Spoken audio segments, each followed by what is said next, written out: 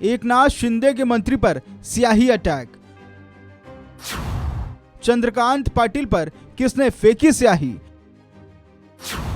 आखिर क्या है स्याही अटैक की वजह?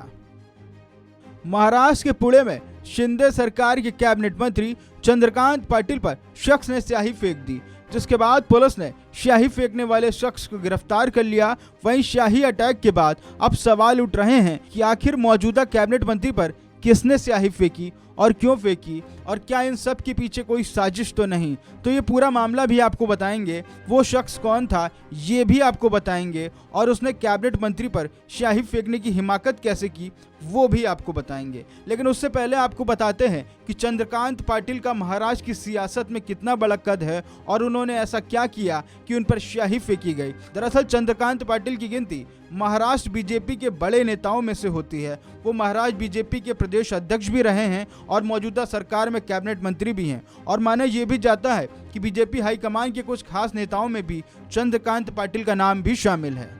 महाराष्ट्र बीजेपी के बड़े नेता और मौजूदा कैबिनेट मंत्री चंद्रकांत पाटिल पर स्याही क्यों फेंकी गई, अब ये भी आपको बताते हैं। दरअसल चंद्रकांत पाटिल ने बीते दिनों डॉक्टर बाबा साहब अंबेडकर, महात्मा ज्योतिबा फूले और सावित्री माई फूले के खिलाफ विवादित बयानबाजी की थी और कहा था कि इन सभी ने भीख मांग कर स्कूल खोले थे क्योंकि तब सरकारें स्कूलों को अनुदान नहीं देती थी। वहीं चंद्रकांत पाटिल के इस बयान पर सियासत गर्मा गई थी और विपक्ष ने सीधे तौर पर इसे महापुरुषों का अपमान बताया था, जिसके बाद विपक्ष के सियासी प्रहार पर चंद्रकांत पाटिल ने विपक्ष पर तंज कसते हुए माफी मांगने की बात कही थी और कहा था कि मैं माफी मांगने में शर्म महसूस नहीं करूंगा क्योंकि मेरा मन विपक्ष की तरह छोटा नहीं है। चंद्रकांत पाटिल यहाँ भी नहीं रुके और अपने बयान पर सफाई देते देते उन्होंने एक और बयान दे दिया, जिसके बाद नया विवाद खड़ा हो गया। उन्होंने कहा कि भीख का मतलब जैसे गणेश उत्सव या किसी अन्य त्योहार पर लोगों के पास चंदा मांगना है। वहीं इस बयान के बाद महाराष्ट्र में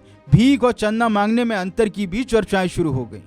चंद्रकांत पाटिल के बयान पर पहले महाराष्ट्र की सियासत में सियासी घमासान छिड़ा और उन पर स्याही अटैक हुआ, वो भी जब वो एक कार्यक्रम में शामिल होने जा रहे थे।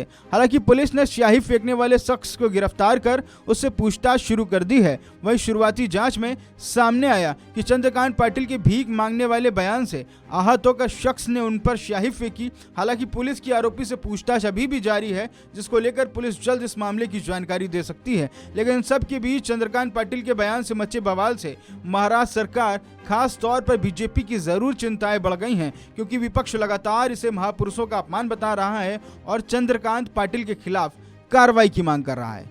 इस खबर में फिलहाल इतना ही। बाकी खबरों के लिए आप बने रहिए वन इंडिया हिंदी के साथ।